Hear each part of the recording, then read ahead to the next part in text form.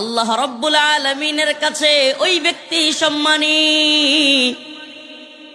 ইন্না আকরামাকুম ইনদাল্লাহি আতকাকুম, যে ব্যক্তি আল্লাহকে যত বেশি ভয় করে, যে ব্যক্তি আল্লাহকে যত বেশি ভয় করে, আল্লাহর হুকুম পালন করে, আল্লাহর কাছে তার সম্মান, আল্লাহ পাকের কাছে তার সম্মান তাকওয়া অনুযায়ী তত বেশি।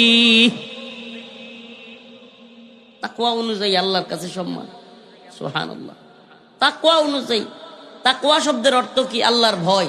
তাকওয়া শব্দের অর্থ কি? বলেন, তাকওয়া শব্দের অর্থ কি?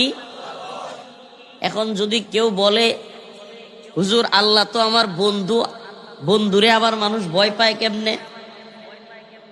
এইরকম তরিকার কিছু লোক আছে, নাউজুবিল্লাহ। এরা বলে আল্লাহ নাকি তাদের বন্ধু, বন্ধুরে ভয় পাইতো কে?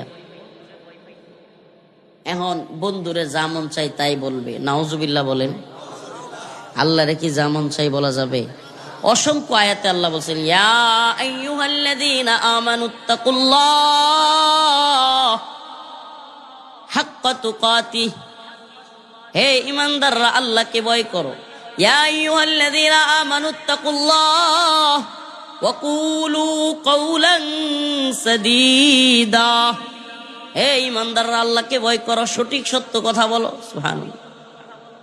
ইয়া আইয়ুহান নাস উবুদু রাব্বাকুমুল্লাযী খালাকাকুম ওয়াল্লাযীনা মিন ক্বাবলিকুম লাআল্লাকুম তাত্তাকুন, হে মানুষ, উবুদু রাব্বাকুম, তোমরা তোমাদের রবের ইবাদত করো, লাআল্লাকুম তাত্তাকুন, যাতে তোমরা মুত্তাকি হইতে পারো। মানে অনেক আয়াতে আল্লাহ তাআলা ওনার ভয়ের কথা বলেছেন, তাকওয়ার কথা বলেছেন। আজকে আমাদের সমাজে যত সমস্যা, সুবহানাল্লাহ, যদি এই একটা বিষয় আমাদের অন্তরে থাকতো, আল্লাহর ভয়, তাকওয়া, সমাজের সমস্ত সমস্যা মিটে যেত। অন্যের জমির লাইল কেটে লায়, অনেক চাচারা আছে না, আল্লাহর ভয় থাকলে কাটতো। কারো জিনিস চুরি করে নিয়ে যায়, এরকম লোক আছে না নাই? আল্লাহর ভয় যদি থাকতো যে আল্লাহর কাছে আমার হিসাব দিতে হবে, আল্লাহর কাছে আমার জবাব দিতে হবে, কারো জিনিস চুরি করতো? দুর্নীতি, সুদ, খুন, গুম, নির্যাতন, নিপীড়ন, মানুষের উপর অত্যাচার, এগুলো কোনো ব্যক্তি যদি আল্লাহর ভয় অন্তরে থাকতো করতে পারতো?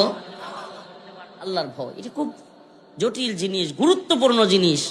সাহাবাই কেরামকে, সালাফদেরকে যদি কোনো ব্যক্তি প্রশ্ন করত, আমাকে একটু নসিহত করেন, উপদেশ দেন, ওনারা খুব ছোট্ট ভাষায় নসিহত করে দিতেন, ইত্তাকুল্লাহ।